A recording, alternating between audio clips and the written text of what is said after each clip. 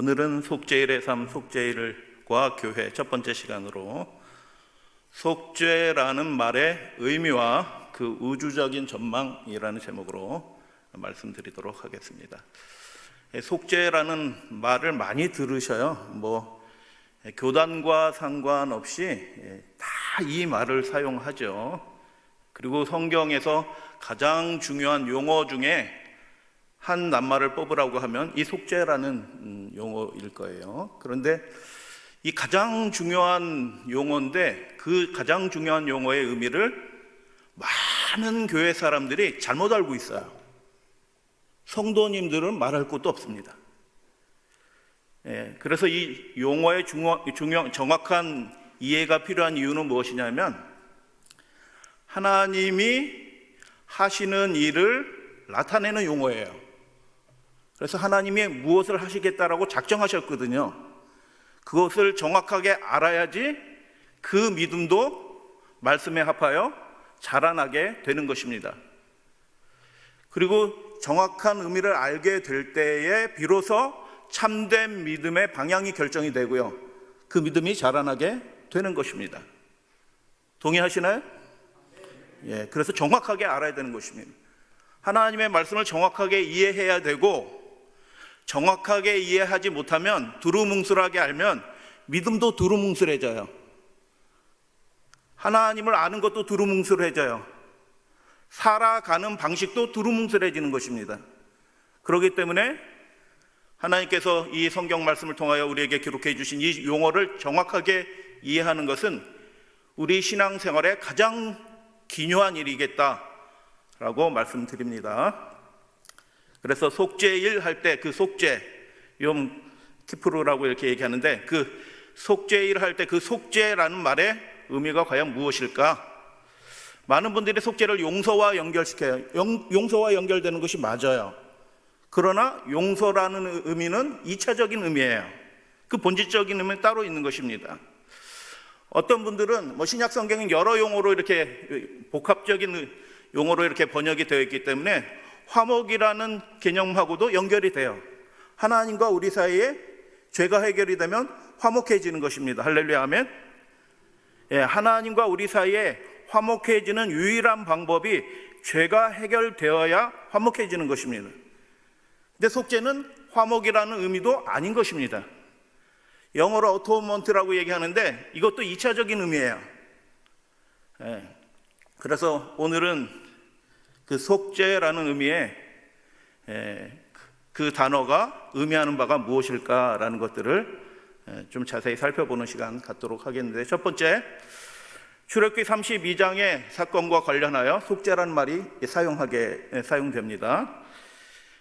그것을 예배하여 그것의 제물을 드리며 금송아지 만들었죠. 이스라엘 백성들이 구원받은 백성이에요. 홍해를 건넌 백성이에요. 하나님의 놀라운 구원의 이적을 본 백성이에요. 하나님의 살아계심을 설명하지 않아도 아이들도 알고 있어요. 그래서 하나님은 이런 분이다 라고 설명할 필요도 없어요. 그 놀라운 구원을 다 목격했기 때문에. 근데 그들이 광야에서 금송아지를 만들고 제물을 드리면서 말하기를 이스라엘의 이는 너희를 애굽 땅에서 인도해낸 너희 신이라 하였도다 라고 하는 그 일이 벌어지는데, 하나님이 뭐라고 말씀하시냐면 내 백성이 모세에게 말씀하시죠. 부패하였다다 라고 그렇게 얘기하는 것입니다. 이 백성을 보니 목이 어떻다고요? 목이 뻣뻣한 백성이로다 라고 하나님이 말씀하시면서 뭐라고 말씀하시냐면 내가 그들에게 진노하여 그들을 뭐 한다고요? 진멸하겠다라고 그렇게 선언하십니다. 괜히 이렇게 겁주려고 그러신 건가요? 진짜 그러신 건가요? 모세가 본즉 백성이 방자하니 이는 아론이 그들을 방자하게 하여 원수에게 조롱거리가 되게 된 것입니다. 여러분, 우리 죄의 문제를 생각할 때 죄를 자꾸 자기의 어떤 행위와 연결시키는 분들이 많이 있어요. 괜찮아요. 상관이 없어요. 그러나 죄의 문제를 생각하게 될 때 가장 중요하게 생각하는 것은 그것은 하나님, 우리 아버지께 우리를 사랑하시는, 우리를 구원하신 그 분께 죄가 된다는 것입니다. 그래서 불법, 불의, 불선 이런 것들 네 가지로 죄를 설명을 하죠. 그리고 우리 교회 어떤 신학자가 쓴 아티클에 보니까 죄를 13가지로 정의를 하더라고요. 자세히 읽어봤어요. 굉장히 깊은 연구를 하셨더라고요. 그러나 가장 중요한 면은 무엇이냐면 우리가 범죄하게 될 때 우리의 그 죄된 행위로 말미암아 누가 욕을 당하시냐 하면 우리를 너무 사랑하시는 아버지이신 하나님이 욕을 당하시는 것입니다. 그래서 죄를 어떤 행위와 자꾸 연결시키기 전에 그 죄를 하나님 아버지와 연결시켜서 이해를 하셔야 돼요. 한 시골교회, 도시근교회 조그마한 교회, 아주 조그마한 교회인데 하나님이 은혜 주셔서 개신교 목사가 개혁을 하고 교회, 안식일날 교회에 출석하기 시작했어요. 감사한 일이죠? 전도할 대상이 없는 교회에 그 마을에는 성도 수도 몇 사람 안 돼요. 근데 개신교 목사가 기이하신 인도하심으로 기가 막힌 타이밍으로 연결돼 가지고 우리 기별을 받고 개혁하고 그 교회에 출석하게 됐어요. 그 목사님이 자기 자녀들을 인도합니다. 손자들을 인도합니다. 주변에 다른 사람들을 초청합니다. 그분을 통해서 접촉한 사람이 한 100명 되는 것 같아요. 그 한 분을 통해서. 그래서 얼마 후에 그 첫째 딸의 가정과 그 자녀들이 다 침례를 받고 또 함께 침례를 받는 여러분들이 생겼는데 안식일날 이제 삼육대학교 침례장을 빌려서 기쁜 마음으로 침례식을 하고 있는데 갔다 오니까 교회에서 무슨 일이 벌어진 거예요. 무슨 일이 벌어졌냐면 교회 바로 옆에 산이 있는데 산불이 난 겁니다. 그래가지고 막 소방서가 오고 이제 차가 못 들어오니까 막 소방서가 막 뭐 호스를 끌고 오고 막 소방대원이 막 뭐 들고 올라가고 막 해서 동네 사람들이 와 있고 막 이렇게 하는데 동네 사람들이 수군수군 하는 거예요. 저 교회 목사 아들이 불냈다. 그래가지고 사람들이 물어보잖아요. 그래서 목사님 물어보죠. 네가 불냈냐? 아니요. 결과만 말씀드리죠. 침례식 하러 간 사이에 그 목사님 아들이 어린이반 2명을 데리고 산에 올라가서 아주 창의적인 놀이를 합니다. 이렇게 구멍을 파고 밥 짓는 놀이도 하면서 불도 실제로 질러버린 거예요. 그리고 불이 확 나가지고 큰일 났는데 얘가 겁이 나니까 막 끄다가 막 소화기 들고 가다가 안 되고 하니까 막 불이 확 번지는데 감당이 안 되는 겁니다. 그 결과도 감당이 안 되는 거예요, 자기가. 그러니까 물어보는데도 누가 어떤 사람이 왔어요. 라이터 불을 뚝뚝뚝 하더니 이렇게 하여튼 불을 지르더니 저 산으로 넘어갔어요. 이렇게 얘기하는 거예요. 그 마음 이해되시나요? 그렇고 나중에 이렇게 여차여차해서 다 불 끄고 이렇게 해서 여차해서 몇 번 물어봤죠. 그 사람 인상착의가 어떻게 됐냐? 그러니까 또 지원해서 말을 잘해. 모자를 쓰고 이렇게 하고 이렇게 한 사람이다. 이렇게 얘기를 하는 거예요. 나중에 알고 봤더니 그 목사님 아들이 그 애들 2명 데리고 올라서 안식일 날 불장난하다 산에 불을 낸 거예요.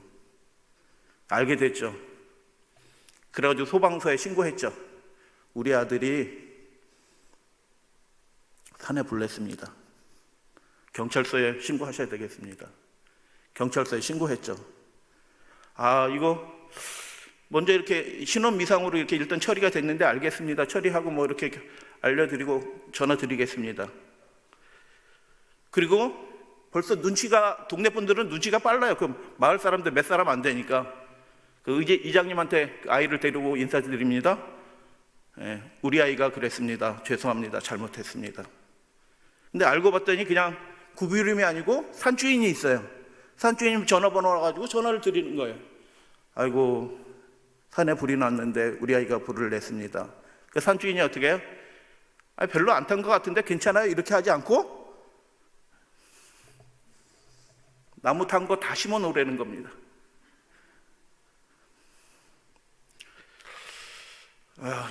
대답할 말이 없어요. 그 목사님이 잘못을 했어요. 죄를 저질렀어요. 그거 어떻게 낙엽만 탄 거고 나무는 안 탔어요. 좀 끄실렀어요. 이렇게 말해도 안 돼요. 다 복구해내세요. 그래가지고요 거의 한 달을 다 탄 나무 잘라내고 뭐 하고 사모님이, 피아노 치는 사모님이, 그 고운 손을 가지신 사모님이 그 산에 맨날 올라가가지고 시간 날 때마다 시간 없을 때나 시간 날 때는 아이들을 데리고 해서 막 이렇게 하고 수검댕이 그 탄에서 완전히 검해집니다. 목사님도 시간 날 때마다 하고.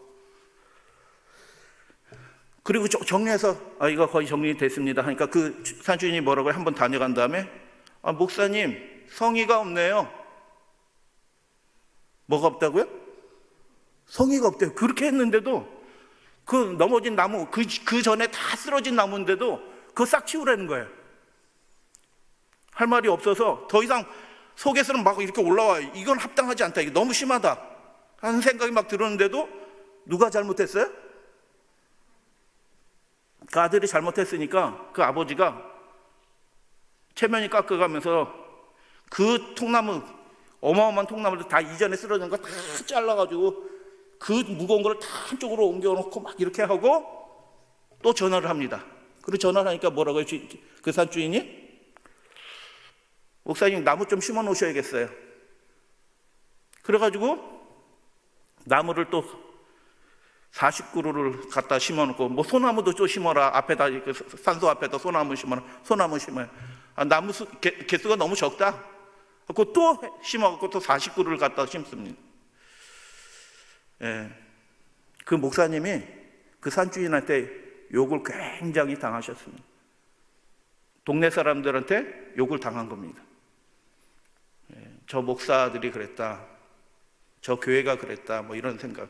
근데 교회와 그 마을은 사이가 좋아서 다 이해하고 넘어가 주셨어요. 우리 출애굽기 32장 말씀에 그 범죄의 장면에서 하나님의 말씀이 이렇게 기록을 합니다. 그들을 방자하게 하여 원수에게, 원수는 누구예요? 마귀 사탄인 것입니다. 우리가 범죄할 때마다, 범죄하는 이유는 여러 가지가 있을 수 있어요. 우리가 연약해서도 범죄할 수도 있고, 고의로 짐짓 그렇게 할 수도 있어요. 뭐 이유는 상관이 없어요.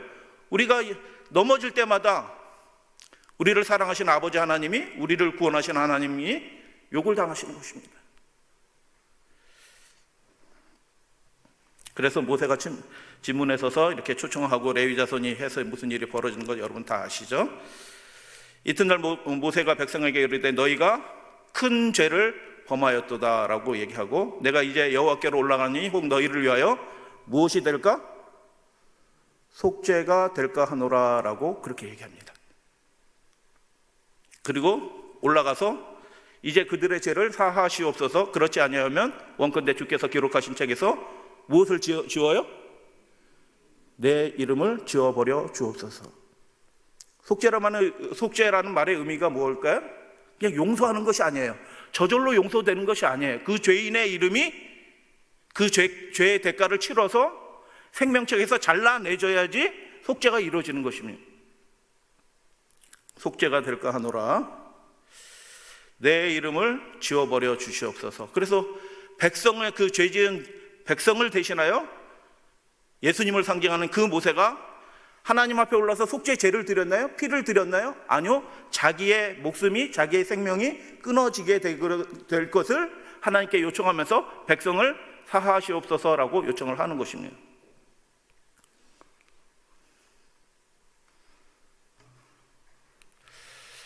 그래서 누구든지, 하나님이 모세에게 이렇게 얘기합니다. 누구든지 내게 범죄하면 그는 내가 내 책에서 뭐 한다고요?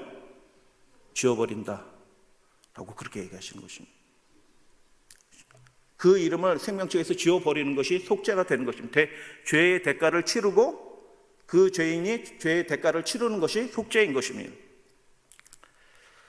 그래서 첫 번째, 죄인의 이름이 생명책에서 지워지는 것, 그것이 속죄입니다. 두 번째, 다윗 왕 시대에 3년 기근이 걸립니다. 여러분, 우리나라도 지금 3년 기근 걸리면 우리나라 망합니다. 하나님께서 이 나라를 붙들어 주시는 것입니다. 비가 저절로 내리는 게 아니고 은혜의 단비인 것입니다. 1년만 비 안 와도 우리나라 휘청거립니다. 3년 비 안 오면 망하는 것입니다. 다윗 왕 의의 왕이 통치하는 시기에 3년 대기근이 걸린 것입니다. 이게 저절로 벌어진 게 아니에요. 자연재해가 아니에요. 다 이유가 있는 것입니다. 성경에서 기근은 언약 저주의 한 종류인 것입니다. 다윗의 시대에 해를 거듭하여 3년 기근이 있으므로 다윗이 여호와 앞에 간구하여 여호와께 이르시되 이는 사울과 피를 흘린 그 집으로 말미암으니 그가 기브온 사람을 죽였음이라 하시니라. 하나님이 응답하신 것입니다. 원인은 이거다. 이는 사울 왕이 이미 왕조가 바뀌었잖아요. 왕조가 바뀌었는데 사울 왕이 이전에 행했던 그 죄로 인해서, 그 악으로 인해서 이 땅이 저주를 받은 것입니다. 그 죄 문제가 해결되지 않고 그냥 넘어간 거예요. 그래서 기근이 임한 것입니다. 억울한 죽음이 있어요. 그 억울함이 해결되지 않아요. 속죄일인데 하나님 저의 죄를 사하여 주옵시고 하고 해서 속죄 기도를 드려요. 다 하죠, 우리가. 그런데 사람들 사이에서 관계 속에서 이루어진 그 죄는 어떻게 속죄가 될까요? 그 관계, 그 사람과의 관계에서 속죄가 이루어져야 되는 것입니다. 그 사람에게 잘못된 것이 있으면 배상을 하거나 어떤 형태로든지 속죄가 이루어야지 하늘에서도 속죄가 이루어지는 것입니다. 그래서 여러분, 우리 대속죄일, 속죄일에 우리가 살고 있는데 하나님 저의 모든 죄를 아시겠사오니 사하여 주시옵소서라고 하는 것으로 끝나지 않아요. 실제로 그 잘못한 사람들과 그 죄의 문제, 보상해야 될 문제, 갚아야 될 문제, 이런 것들을 해결하셔야지 속죄가 이루어지는 것입니다. 그렇게 하시게 되길 바랍니다. 그래서 계시록 18장 24절에 보면 바벨론 성이 망해요. 무너져요. 한순간에 일시간에 망해서 없어져요. 근데 왜 그 망하는 원인을 살펴봤더니 그 성 중에서 무엇이 발견되었더라? 선지자들의 피와 성도들의 피와 죽임을 당한 모든 사람들의 피가 발견되었다라고 그렇게 얘기하는 거예요. 그 억울한 죽음의 책임을 바벨론이 당하는 것입니다. 다윗 왕의 시대도 역시 마찬가지예요. 기브온 사람은 어떤 사람이었습니까? 여호수아서에 그 얘기가 나오죠. 우리가 이 자세한 설명 드리지 않아요. 다윗 왕조의 500년 전의 이야기예요.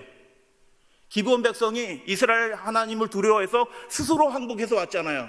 죽기를 두려워서 종로를 살려고 이렇게 자기를 속여서 막 곰팡이난 빵 그렇게 가져오고 자루 막 이렇게 가져와서 이렇게 해서 왔잖아요. 그래서 여호수아가 자세히 알아보지 못하고 그냥 언약을 맺었잖아요. 살려줄 것이다. 그래서 그들이 이스라엘 가운데 나무를 패며 물을 깃는 자가 되었는데 성경에는 이유가 나오지 않아요. 사울왕이 어떤 이유로 그 종족들을 이스라엘 바로 북쪽에서 살았습니다. 예루살렘 북쪽에서 살았는데 그들을 대학살을 한 것입니다. 왕이 죽였으니까 할 말이 없어요. 근데 왕조가 바뀌었으니까 그 다음에 비로소 그들이 다윗 왕 앞에 나와가지고 그들의 억울함을 탄원하는 것입니다. 하나님이 이 문제 어떻게 해결하라라고 말씀하지 않으셔요. 여러분, 우리가 개인 간에 잘못한 것들 이런 것들이 있잖아요. 하나님이 일일이 다 말씀하지 않으셔요. 여러분이 기도하시고 최선의 방법으로 그 사람과 갚을 거 갚으시고 해결하실 거 해결하시고 이렇게 하셔야 되는 것입니다. 다윗이 그들에게 묻습니다. 뭐라고 묻어요? 내가 너희를 위하여 어떻게 하랴? 내가 어떻게 무엇하여야? 속죄하여야 너희가 여호와의 계업을 위해서 복을 빌겠느냐라고 물어요. 그러니까 그 대표들이, 살아남은 대표들이 와서 얘기하죠. 우리는 학살당했습니다. 억울하게 당했습니다. 언약을 깨트림을 당했습니다. 그래서 그 사울왕의 자손 7을 우리에게 주소서. 우리가 우리 마을로 가가지고 그들을 여호와 앞에서 목매달겠습니다 라고 얘기하니까 다윗 왕이 뭐라고 얘기해요?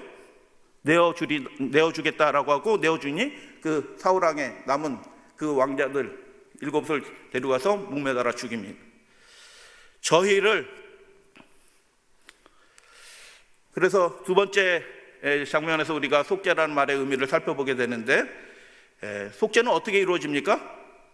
그 잘못한 사람이 적절한 보상을 치러야지 속죄가 이루어지는 것입니다. 미안해도 속죄를 요구하는 거죠. 근데 상대방이 괜찮아 라고 얘기할 수 있잖아요. 그럼 그 괜찮아는 그냥 괜찮아가 아니고 그 용서받아야 될, 보상받아야 될 그 사람이 자기가 손해보기로 결정해서 용서가 이루어지는 것이에요. 그래서 죄에 대한 적절한 보상이 치러질 때 비로소 속죄가 이루어지는 것입니다. 그래서 속죄는 죄 용서가 아닌 거죠. 속죄의 세 번째 의미를 살펴보겠습니다. 고라, 다단, 아비람온이 모세와 아론께 대적을 하는 거죠. 고라, 나도 레위 자손이다 라고 얘기하는 거죠.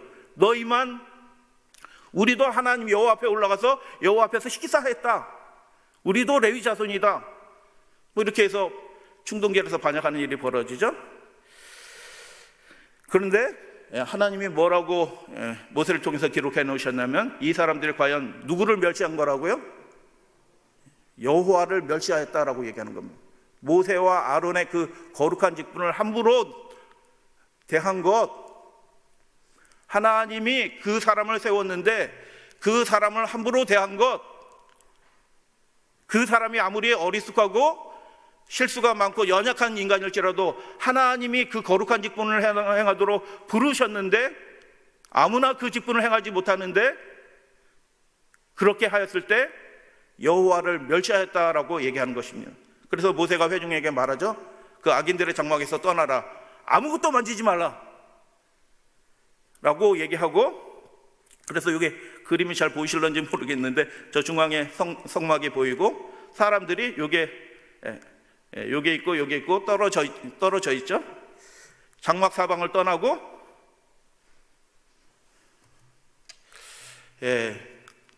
다단과 아비람은 불렀는데 안 갔어요. 성막으로 나와라. 여기는 안 나갔어. 무서워서 그런지 안 나갔어요. 그 처자들과 요아들과 함께 나와서 자기 장막문 앞에 서 있습니다. 자기 장막문 앞에 섰을 때 어떤 일이 벌어지나요? 지진이 나는 것이면, 땅이 갈라지는 것이면, 그리고 바로 그 집 앞이 갈라지는 것입니다. 하나님이 진노하시는 것입니다. 여호와를 멸시한 것에 대해서 하나님이 보응하셨어요. 이 모든 말을 마치자마자 그들이 섰던 그 땅이 갈라진 것입니다. 땅이 입을 벌려 그들과 그들의 집과 고라에게 속한 모든 사람과 그들의 재물을 한순간에 삼켜버리고 닫혀버린 것입니다. 그리고 그 성막 안으로 감히 그 거룩한 직분을 탐내던, 시기 질투하던 그 250명의 족장들 대표들은 하나님이 그 성전에서 불이 나와서 그들을 불러 살라버리는 이야기가 나오는 것입니다. 충격적인 장면은 그 다음에 있습니다. 그들이 하나님의 엄하심을 보고 두려워 떨고 회개하였더라, 이렇게 되어야 되는 것입니다. 근데 어떻게 하냐면 그 회중들이 누구를 원망해요? 모세와 아론을 원망하는 것입니다. 너희가 우리 백성을 죽였다라고 얘기하는 것입니다. 여러분, 원망하는 거 좋아요, 나빠요? 원망할 수 있어요, 없어요? 아무도 대답을 안 하시네. 저 원망 많이 들어요, 교회에서요. 원망할 수 있어요. 원망할 수 있어. 근데 원망하다가 멈추셔야 되는 겁니다. 빨리 멈추실수록 좋아요. 안 하면 제일 좋습니다. 할렐루야, 아멘. 우리 사랑하시는 별내게 믿음의 가족들은 그런 분은 전혀 없을 줄로 믿습니다. 멈춰야 되는데 안 멈추고 어떻게 해요? 회중에 모여서 모세와 아론을 죽이려고 하는 겁니다. 7대에 여호와께서 모세에게 일러 말씀하십니다. 너희는 이 회중에게서 떠나라. 내가 순식간에 그들을 멸하러 하노라 하시면 두 사람이 엎드립니다. 그리고 어떻게 해요? 이에 모세가 아론에게, 하나님이 진노하셨어요. 이 진노가 철회될 것 같지 않아요. 무서워요. 다 죽을 것 같아요. 그래서 너는 향로를 취하고 단의 불을 그것에 담고 그 위에 향을 두어가지고 급히 어디로 가라? 여러분, 향로에 향을 담아가지고 그 제사장은 어디로 가야 돼요? 성전 안으로 들어가는 사람이에요. 근데 이 장면에서는 그 향로를 가지고 제사장이 어디로 달려가요? 회중에게로 달려가는 것입니다. 회중에게로. 정반대죠. 이거 함부로 이렇게 하다가는 제사장 죽어요. 하나님의 말씀하신 대로 행하지 않은 이런 일들은 죽임을 당하는 것입니다. 그런데 하나님의 자비하심에 근거하여 하나님이 속죄하시는 그 예수 그리스도를 표상하는 그 아론의 직분이 의미하는 바를 알고 있었던 모세는 어떻게 했냐면, 형한테, 여기 너라고 얘기했는데 형한테 너 하면 안 될 것 같은데, 너는, 우리 성경은 그렇게 돼 있어요. 너는 빨리 달려나가라 해서 회중에게 달려간 즉 연병이 이미 시작되었어요. 이에 백성을 위하여 무엇하고? 제물 드리지 않았어요? 어떻게 해서 속죄가 이루어졌어요? 그 제사장이 연병이 쫙 쳐서 백성들이 다 죽어나가고 있는데 죽은 자와 산 자 사이로 달려가서 그 연병의 저주를 그 제사장이 막아선 것입니다. 그래서 연병이 그치더라라고 얘기합니다. 하나님께서 진노하실 때 자비가 섞이지 않는 진노로 진노하실 때가 있는 것입니다. 죽은 자와 산 사이에 섰을 때. 그래서 세 번째 속죄는 무엇이냐면 죄에 대한 하나님의 진노를 받아야지 진노가 집행이 될 때 속죄가 이루어지는 것입니다. 이게 그래서 속죄가 무서운 겁니다. 사실은 속죄의 네 번째 의미 다 같이 읽겠습니다. 이스라엘의 시작. 그 백성이 모압 여자들과 무엇을 하기 시작하니라? 음행하기를 시작하니라. 이교 예배에 참여하는 것입니다. 이교 예배.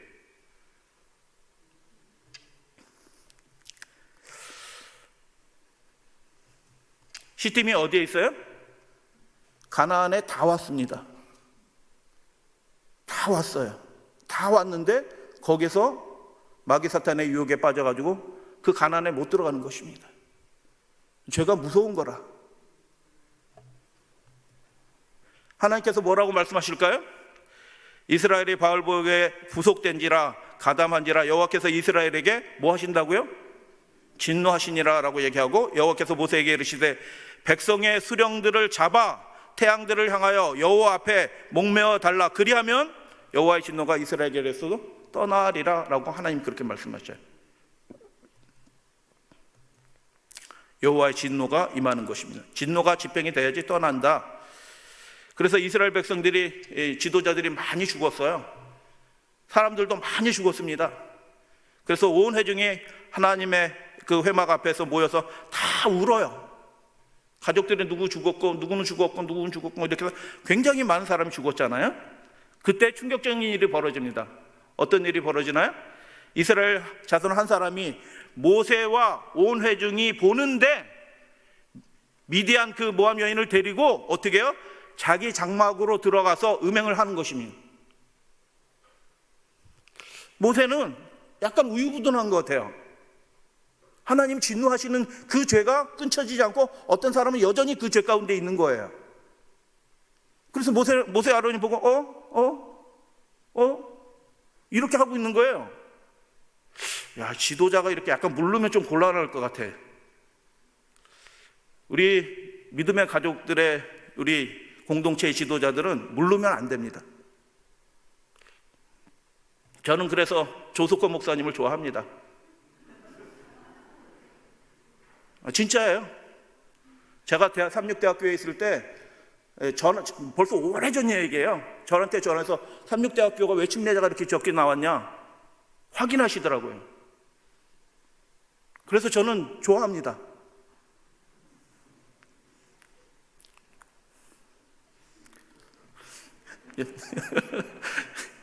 여러분도 좋아하시죠? 네. 근데 모세는 약간 물러 사람이. 그래 이렇게 쳐다보고 있는 거예요. 근데 어떻게 해요? 이 아론의 손자 엘르아살의 아들 비느하스가 어린아이예요. 머리가 아직 파릇파릇한 아이예요. 물론 제사장이지만 일어나 무엇을 들고 손에 창을 들고 달려들어가 배를 꿰뚫어서 두 사람을 그 자리에서 죽입니다. 그러더니 어떻게 했다고요? 연병이 이스라엘 자손에게서 뭐였더라? 그쳤더라. 하나님이 뭐라고 말씀하실까요? 누가 시키지도 않았어요. 모세가 시키지도 않았고 하나님이 말씀도 안 하셨어. 자기가 알아서 가서 그렇게 한 거예요. 아무도 안 시켰는데. 그리고 젊은 애가, 어른들은 가만히 있는데. 그 연병으로 죽은 자가 24,000명이다 이렇게 얘기하면서 비느하스가, 하나님이 그 다음에 말씀하십니다. 비느하스가 나의 질투심으로 질투하여 이스라엘 중에서 나의 노를 돌이켜서 나의 질투심으로 그들을 진멸하지 않게 하였도다. 그 죄를 계속 범하는 그 사람을 끊어내서, 공동체에서 끊어내서 잘라내서 그 나머지 백성들을 살린 것입니다. 그리고 하나님이 노를 돌이키시게 된 거죠. 왜냐하면 그 백성들 가운데 희망을 본 것입니다. 하나님이. 그러므로 그에게 나의 평화의 언약을 주리니 그가 그 하나님을 위하여 질투하여 이스라엘 자손을 뭐 하였다고요? 속죄하였다라고 얘기합니다. 그래서 죽음을 당한 족장 뭐 이렇게 해서 얘기를 나오는데, 속죄의 네 번째 의미는 무엇이냐면 교정 불가능한 죄인을 제거하는 것이 속죄입니다. 죄의 용서가 속죄가 전혀 아니라는 것을 우리가 계속 살펴보고 있어요. 죄를 버리지 않는 그 죄인을 회개해야 됨에 마땅한 상황이 됐는데, 돌이켜야 되는 마땅한 상황이 되었는데도 여전히 뭐 괜찮아 라고 생각해서 죄를 포기하지 않는, 죄와 분리되지 않는 그 죄인을 제거하는 것이 속죄이다라고 하나님의 말씀을 말하는 것입니다. 그래서 속죄라는 말의 의미가 무슨 뜻이에요? 죄의 대가를 치르는 것입니다. 그래서 죄가 없어지는 것입니다. 죄는 용서돼서 죄가 없어지는 게 아니에요. 사실은 대가가 치러질 때야 비로소 죄가 없어지는 것입니다. 죄의 싹은 사망이요, 이게 속죄에 관한 얘기예요. 죄의 대가를 치르게 될 때 그 대가가 뭐예요? 사망이에요. 죄인이 죽어야 속죄가 이루어지는 것입니다. 근데 하나님의 은사는 무엇이냐? 예수 그리스도 안에 있는 그 생명이다라고 우리에게 소망을 주셨어요. 할렐루야, 아멘. 야, 이거 얼마나 놀라운 감사한 일이에요. 우리가 죽었어야 돼요. 벌써 죽었어야 돼요. 우리가 끊어졌어야 돼요. 우리가 우리 피를 흘려서 우리가 대가를 치렀어야 돼요. 그러나 우리는 피 한 방울 흘리지 않고, 고난당하지 않고, 저주받지 않고, 그 사망의 대가를 대신 치르신 예수 그리스도 우리 주님을 통하여 우리가 속죄함을 대신 받게 된 것입니다. 할렐루야, 아멘. 그래서 속죄라는 말의 의미를 잠깐 살펴봤고, 이제 우주적인 전망을 잠깐 살펴보고 있는데, 창세기 3장 15절에 우리가 다 알죠. 원복음, 구속의 경륜이라고 하는 이 원복음에 대해서 잘 알고 있어요. 근데 이 3장 15절 뱀의 머리띠를 깨트리고, 이거를 많은 분들이 하나님이 우리를 구원하실 거야 라고 그렇게 생각을 해요. 맞는 말씀이에요. 하나님이 우리 구원하시기 위한 그 계획이에요. 근데 그 말씀은 구원의 계획 그 이상이에요. 뭐예요? 마귀를, 그 머리를 깨트려서 온 우주에서 그 죄의 씨앗을, 죄의 형태를, 그 죄의 존재를 완전히 없애버리겠다라는 하나님의 선포예요. 이해되시죠?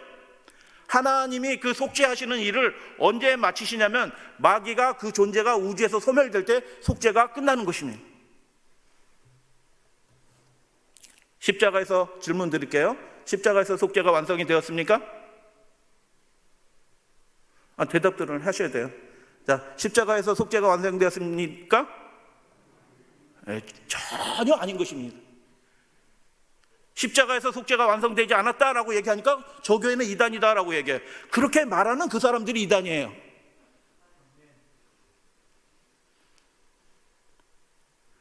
죄가 사라져야지 속죄가 완성이 되는 것입니다. 십자가에서 그러면 무슨 일이 벌어졌냐? 우리를 위한 완전한 희생의, 속죄의 희생의 제물이 드려졌다는 것입니다. 할렐루야, 아멘. 거기에 더할 것이 없어요. 우리가 보탤 것이 없어요. 그러니까 은혜인 것입니다. 아멘 크게 하셔도 돼요. 우리 하나님 앞에서 아멘 하는 거니까 아멘 하시려면 배에다 힘 주시고 아멘 크게 좀 해주세요. 속죄가 이루어지는 두 가지 방식이 있어요. 말씀드립니다. 이 네 가지에서 살펴봤죠. 생명체에서 이름이 지워지는 거예요. 적절한 보상이 치러져야 되는 거예요. 하나님의 진노가 집행이 되어야 되는 것입니다. 죄를 버리지 않는 교정 불가능한 죄인이 제거되는 것이 속죄예요. 죄의 용서는 그 결과로 오는 것입니다. 근데 이 앞에서 1, 2, 3은 누가 이루셔요? 예수 그리스도 우리의 형제 되신 우리 주님께서 우리를 위하여 그 보혈의 피를 흘려 주셔서 그 죄악의 대가를 치러 주신 것입니다. 차고 넘치도록. 그래서 요한은 여러 군데서, 바울도 그렇게 얘기했습니다. 그 은혜가 어떻게 된다고? 차고 넘친다라고 얘기합니다. 그래서 그 어떤 죄인이든지, 얼마나 흉악한 죄인이든지 그 죄악에서 죄의 속죄함을 받지 못할 죄인은 하나도 없는 것입니다. 할렐루야, 아멘. 은혜가 흘러 넘친다라고 요한은 얘기해요. 우리의 죄의 문제를 해결하기 충분하군, 차고 넘치는 은혜가, 그 대가가 십자가에서 하나님의 아들이신 분이, 죄 없으신 분이 우리를 위해서 그 대가를 치르셨다. 다니엘서 9장 24절, 이거 자세히는 말씀 못 드리고요. 뭐 세 번째 날에 이제 간략하게 말씀을 드리는데, 구약 성경에서 제일 중요한 예언을 하나 뽑으려고 하면은 다니엘서 9장 24절의 그 육중 예언이에요. 그 말의 하나하나의 의미를 정확하게 아셔야지 하나님이 무엇을 하시는 분이시는구나라는 것을 정확하게 이해하게 됩니다. 근데 우리 성경도, 성경을 번역하신 분도 그 말의 의미를 몰라요. 그래서 이상하게 번역을 해놨어요. 오역이에요. 두루뭉술하게 번역해놨어요. 그렇게 번역해놨어요. 근데 거기에 구약 성경이 제일 중요한 예언이, 육중 예언이 기록이 되어 있어요. 근데 9장 24절에 그 육중 예언 중에서 세 번째 이 내용이 뭐냐면, 죄악이 우리 성경으로는 영속되며라고 얘기했는데, 거기에 해석이 들어가 있어요. 번역이 아니라 해석이 들어갔어요. 영원이란 말은 없어요. 거기에 그냥 죄악이 속죄되며라고 얘기하는 것입니다. 그 일의 절반에 예수 그리스도 우리 주님께서 메시아 나기드 기름 부음을 받은 왕이신 분이, 하늘 왕이신 분이 속절없는 죄인을 위하여 십자가에 달리셔서 그 피를, 속죄의 희생의 피를 흘려주셨다. 그래서 죄악이 어떻게 됐다고요? 영자는 없어요. 죄악이 속죄되며, 카파르로 돼 있어요. 죄악이 속죄되며라고 그렇게 얘기를 합니다. 하나님께서 우리에게 은혜 주셨습니다. 그래서 예수를 영접하고 예수를 영접한 사람들은 죄를 버리게 되어 있습니다. 죄를 버리게 되어 있습니다. 로마서 5장에는 죄가 왕노릇한대요. 근데 무엇도 왕노릇한다고 되어 있냐면 은혜도 왕노릇한대요. 할렐루야, 아멘. 여러분, 죄가 셀 것 같아요? 은혜가 셀 것 같아요? 그 하나님의 아들이신 분이 우리 마음속에 뿌려진 그 보혈의 피의 그 은혜의 능력이 훨씬 강력합니다. 할렐루야, 아멘. 요즘 백신은 면역도 안 돼요. 공식 용어에서 면역이란 용어를 빼버렸어요. 그런데 예수 그리스도의 그 보혈의 피는 우리 혈관을 흐르면서, 우리 심장을 흐르면서 그 죄악을, 남아있는 그 모든 죄악을 다 몰아내는 능력이 된다, 왕노릇한다, 통치한다라고 바울은 경험적으로 얘기하는 것입니다. 할렐루야, 아멘. 그 사람이 거룩하게 살려고 했는데 안 되던 그 일들이 그분의 은혜가 통치하면서 죄가 극복이 되기 시작하는 것입니다. 은혜가 왕노릇한다. 그래서 속죄가 어떻게 이루어져요? 그분이 속죄를 이루심으로 그 은혜가 우리에게 임해서 우리가 죄의 문제가 해결이 된다. 근데 여전히 죄를 해결하지 않고 뜨뜻미진하게 살아간다. 그러면 어떻게 될까요? 은혜의 시기가 끝나는 것입니다. 화면 보여주셔도 되겠습니다.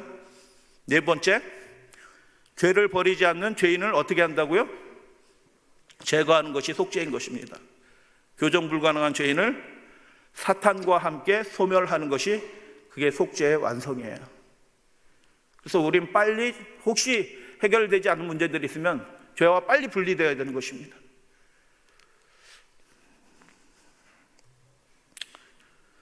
이게 슬픈 말이죠. 교정 불가능하다. 그래서 이 죄와 잘 안 떨어져요. 동의하시나요?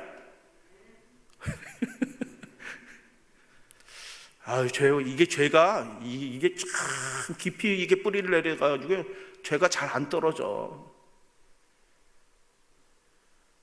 근데 그게 떨어진대요. 어떻게 할 때? 우리가 예수 그리스도를 우리 심령의 중심에 모시게 될 때, 그분께서 성령을 통하여 역사하심으로 그 안 떨어지던 것들이 떨어진대요. 계시록을 통해서 보여주시죠. 잠깐 보도록 하겠습니다. 계시록 20장 12절 14절. 여기 보면 또 내가 보니, 여러분 계시록 19장 11절부터 22장까지 내가 보니가 7번이 나옵니다. 그래서 7환상이 있어요. 여러분 잘 모르실 수도 있어요. 그러나 계시록은 그렇게 돼 있어요. 7교회, 7인, 7나팔, 7대접, 그 다음에 7환상이 있어요. 그 7환상만 알아도 천년기가 전천년이냐 후천년이냐 막 헷갈리는 문제 다 해결돼요. 그냥 말씀 그대로 읽으시면 거기에 그 답이 나와 있어요. 오늘날 많은 교회들이 그 말씀 그대로 읽지 않음으로 인해서 이상한 세대주의 이론이나 뭐 이런 데 오염이 돼가지고 엉뚱한 대로 많은 사람들을 멸망의 불구덩이로 다 이끌어가는 것입니다. 큰 자나 작은 자나, 여러분, 그래서 우리가 큰 자가 되는 것이 복인가요? 작은 자가 되는 것이 불행인가요? 그거 중요하지 않습니다. 믿으시면 아멘. 큰 자가 되거나 작은 자가 되는 것은 우리 인생의 중요한 문제가 아니에요. 무엇이 중요한 문제예요? 하나님을 아버지로 모시고 그분 안에서 정말 진실한 성도의 삶을 살아내느냐 못하느냐, 이게 결정적인 거라. 이 세상에서는 좀 작은 자로 살아도 상관없어요. 조금 멸시 받을 수도 있어요. 아무도 가진 것이 없어서. 저 멸시 받았겠어요? 안 받았겠어요? 멸시 받았죠. 이렇게 못생겨갖고 키도 작으니까 멸시 받지. 왜 뭐 안 받아요? 동네 그 학교 다닐 때, 중학교 다닐 때도 뭐 별명도 외모로 붙이더라고. 애들이 멸시를 하는 거잖아요. 그런데 작은 자가 되거나 큰 자가 되는 것은 본질적인 게 아니에요. 우리 삶의 본질적인 게 아니에요. 어떤 사람은 사는 동안 고난을 받아요. 부자와 나사로에 비해서 나오는 것처럼 어떤 사람은 고난을 받아요. 하나님께서 허락하신 거예요, 그 고난을. 근데 그게 결정적인, 어떤 사람은 날마다 잔치해. 그게 본질적인 게 아니에요. 하나님 앞에서 우리가 어떤 삶을 살아가느냐, 이게 중요한 것입니다. 심판을 받는다, 심판이 있는다. 이게 6번째 내가 본이에요. 악인들이 다 소멸되는 그 백부자 심판이 있는 그 부분이에요. 교정 불가능한 죄인을 사탄과 함께, 사탄이 먼저 없어집니다. 너희를 미혹했던 사탄이 먼저 없어져요. 우리를 미혹했던 사탄이 먼저 없어지고 그 죄인들이 이제 사라집니다. 무엇에 따라 심판을 받는다고요? 행위를 따라 심판받습니다. 믿노라라고 다 얘기합니다. 믿노라라고 안 하는 사람이 없어요. 다 믿는다고 얘기해요. 그러나 하나님은 진짜 그 회개한 삶의 열매, 행위가 있느냐 없느냐, 그것을 보시고 그것에 따라 판단하십니다. 그러니까 무서운 거야, 사실. 이번 교과가 히브리서잖아요. 히브리서 전체는 다 경고입니다. 5단락으로 되어 있는데 그 5단락 전체가 다 경고예요. 다시 한번 읽어보세요. 무서운 말씀들이 기록해요. 하나님은 소멸하는 불이시라라고 얘기해요. 행위에 따라 심판을 받는다. 그래서 그 죄인이 소멸될 때 속죄가 완성이 되고 새하늘과 새 땅이 창조가 되는 것입니다. 속죄가 이루어지는 방식, 그 대속죄일, 속죄일에 드려지는 염소를 통해서 나타나죠. 아사셀을 위한 염소가 광야에서 끌어냄을 당해서 거기서 죽임을 당하죠. 마귀 사탄을 의미하죠. 아사셀이 죽은 다음에 속죄일의 마지막 제사가 드려져요. 여호와를 위한 염소의 피가 지성소에 뿌려져요. 어디에 뿌려진다고요? 여호와를 위한 그 염소의 피는, 그 피가 받아진 바 돼서 대제사장이 지성소 어디에 뿌려요? 다 휘장에 뿌리신다고 얘기하시는데 그 지성소 안에 들어서 그 안에 돌단에다 뿌리고, 물론 휘장에다 뿌리고 단에다 바르고 다 이렇게 하긴 해요. 그러나 그 안으로 들어갑니다. 어디 안으로 들어가요? 그 십계명이 있는, 시은자가 있는 그 앞까지 들어가는 것입니다. 피가 지성소에 뿌려집니다. 질문 드릴게요. 이게 원래 소리가 나오는데 소리가 빠빠빠빠빠, 안식일 나팔 소리. 유대인들이 지금 나팔불 소리 나오는데 한번 들어보세요.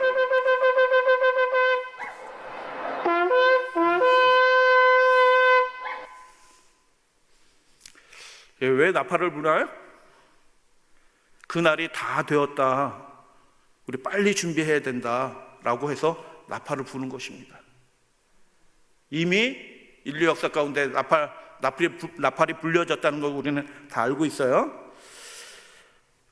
어떤 목사님, 죄송합니다, 목사님 아들만 자꾸 얘기해서 죄송한데요, 목사님 아들도 구원 받아야 되는 겁니다. 할렐루야 아멘.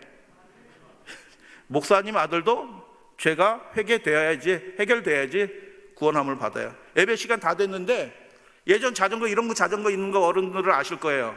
이게 자전거가 높아. 그래서 청년이나 돼야지 이거 탈 수 있어요. 왜냐면 이게 높아서 다리가 안 닿거든요, 조그만 애들은. 그런데 조그만 애들이 자전거 예전에 뭐 없으니까 이런 자전거라도 타고 싶어가지고 옆에 올라타지는 못하고 옆으로 중간에 다리를 넣어가지고 옆에 삐스듬하고 이렇게 타요. 혹시 보신 적 있으시나요? 그렇게 자전거를 타요. 이렇게. 근데 안식일날 얘가 예배 시간 다 됐는데 목사님 아들이 자전거 타고 한 길가로 나간 거예요. 그러면 돼요, 안 돼요?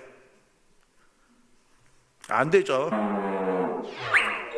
그런데 계란을 잔뜩 실은 오토바이하고 그 아이가 하다가 그 오토바이랑 콱 부닥쳤네. 오토바이 쓰러지고 아이도 쓰러지고, 그 오토바이 쓰러져 이렇게 쌓아놨던 그 수많은 게, 예전에는 계란 비싼 거 아시죠? 계란 하나도 일주일에 하나도 못 먹었어요. 그런데 그 계란이 와장창 돼서 다 깨져버린 거야. 그러니까 그 오토바이 아저씨가, 계란 나르는 아저씨가 뭐라 그래? 야, 이 녀석아. 그런데 그 모습을 안식일날 교회 오던 한 장로님이 보셔가지고 목사님한테 가가지고, 목사님 아들이 어디 거기에서 어떤 사람한테 멱살 잡혀가지고 막 이러고 있어요. 목사님 예배 시간 다 됐는데, 아유 예배 시간 됐네. 목사님 설교할 기분 돼요, 안 돼요? 그래가지고 목사님이 나와가지고 상황을 딱 보니까 다 이해가 돼. 말 안 해도 돼. 애는 벌써 이러고 있어. 그러더니 이거 얼마요? 그 아버님이 굉장히 훌륭한 목사님이신 것 같아요. 이거 얼마요? 했더니 얼마래? 그러니까 그거에 덧붙여서 더 올려가지고 돈 딱 줍니다. 그러니까 그 사람이 돈을, 계란값보다 훨씬 많은 돈을 받았거든요. 그러니까 그 사람이 두 말 해요? 말이 없어요. 네, 알겠습니다. 이렇게 하고 그냥 가는 거예요. 뭐가 지불됐죠? 대가가 지불됐어요. 어떤 대가가 지불됐어요? 넉넉한 대가가 지불된 것입니다. 그래서 거기서 놓이게 된 것이에요. 여러분, 우리가 마귀 사탄에서 놓이게 된 것입니다. 할렐루야, 아멘. 어떻게 놓이게 된 것입니까? 다시 주어질 수 없는 넉넉한 대가가 주어진 것입니다. 그래서 우리가 속죄함을 받은 거예요. 마귀가 함부로 우리에게 찝쩍찝쩍 못하게 된 것입니다. 주의 천사로 우리를 지켜주셔요. 우리가 동의하지 않으면 마귀가 우리를 넘어뜨릴 수 없어요. 할렐루야, 아멘. 여호와를 위한 염소의 피가 어디에 뿌려진다고요? 지성소에 뿌려지는 것입니다. 그럼 우리 이게 비유적으로 우리가 알고 있잖아요. 우리 몸이 성전이라고 고린도전서 3장 6장이 그렇게 얘기하잖아요. 하물며 영원하신 성령으로 말미암아 흠없는 자기를 하나님께 드린 그리스도의 피가 어찌 너희 양심을 죽은 행실에서 어떻게 한다고요? 깨끗하게 할 수 있다라고 얘기하는 것입니다. 여러분, 믿으시게 되길 바랍니다. 잘 안 되는 문제 있을 수 있어요. 그러나 하나님은 해결하실 수 있다. 믿으시고 구하시게 되길 바랍니다. 살아계신 하나님을 섬기게 할 수 있다라고 그렇게 얘기하는 것입니다. 무엇이? 우리를 위해서 그 죄의 저주를 받으신 예수 그리스도의 그 피가 어디에 뿌려진다고요? 우리 마음에, 양심에 뿌려지게 된다고 하면 그 은혜가 성령이 통치하면서 죽은 행실에서 우리를 깨끗하게 해 주신다라고 바울이 경험한 겁니다. 경험.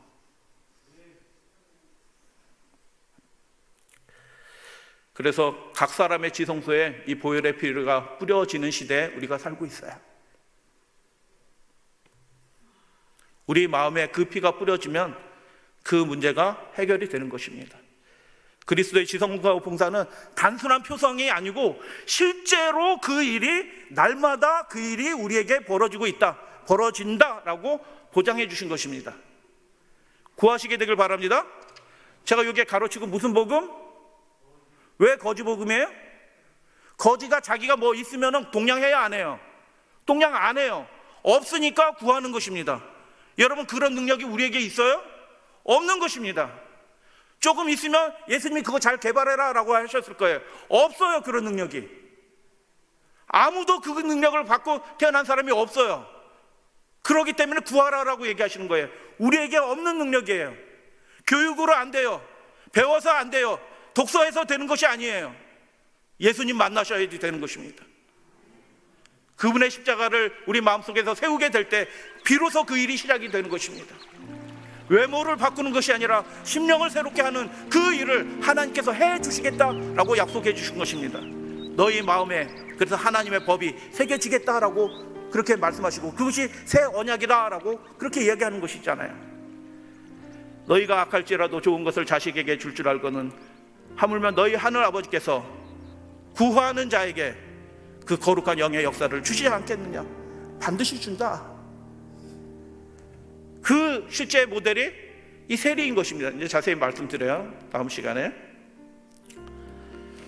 이와 같이 그리스도도 많은 사람의 죄를 담당하시려고 단번에 들이신 바 되었고 구원에 이르게 하기 위하여 죄와 상관없이 자기를 바라는 자들에게 뭐 한다고요? 두 번째 나타내시리라. 할렐루야, 아멘. 속죄라는 말의 의미는 무엇입니까?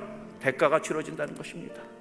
근데 우리는 참 감사한 게 뭐냐면 우리가 대가를 치르지 않게 된 것입니다. 우리가 그렇게 고민하지 않게 된 것입니다. 우리가 저주받지 않아요. 예수님이 대신 당하셨다라는 것입니다. 그리고 그 은혜가 우리 가운데 역사하실 때 우리가 죄를 이기는 신령한 경험들을 하게 된다. 그리고 우주적인 전망 무엇이다? 그 죄인과 사탄과 죄인들이 다 소멸을 하게 될 때 비로소 속죄가 완성이 된다라고 말씀을 드려요. 우리 내일 시간은 속죄일과 속죄일의 삶의 실제적인 이야기들을 함께 좀 나누도록 하겠습니다.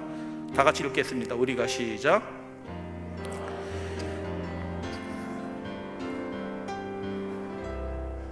지금 우리가 이 날, 사경의 첫날 주의 전에 모여서 이렇게 하나님의 말씀을 함께 나누고 교제하게 한 것은 하나님의 은혜를 힘입어 그분의 속죄의 피를 힘입어 우리가 지금 여기에 있는 것입니다. 우리가 살며 기도하며 존재하게 하신 것은 예수 그리스도의 보혈의 피, 그 흘리신 피가 우리를 지금 존재하게 하고 우리를 지금 움직이게 하고 우리를 지금 살게 하고 있다라고 얘기하는 것입니다. 스토리 오브 리뎀션 그 책에 엘렌 화이트는 이렇게 기록했습니다. 마지막 글이에요. 그리스도로 말미암아 소망의 문은 열렸다. 그리하여 사람이 비록 큰 죄를 범하였다 할지라도 절대로 사탄의 지배하에 있어야 할 것은 아니다. 우리가 아무리 연약할지라도 우리는 더 이상 사탄의 지배 아래 있을 필요가 없다. 하나님의 아들의 공로를 믿음으로써 사탄의 미혹을 대항할 만큼 어떻게 할 수 있다고요? 향상할 수 있다. 아무리 연약한 자일지라도 다 그것이 된다라고 얘기하는 것입니다. 그 일들을 경험하시는 우리 믿음의 가족, 사랑하시는 우리 별내교회 우리 믿음의 가족들 되시기를 주님의 이름으로 축복합니다.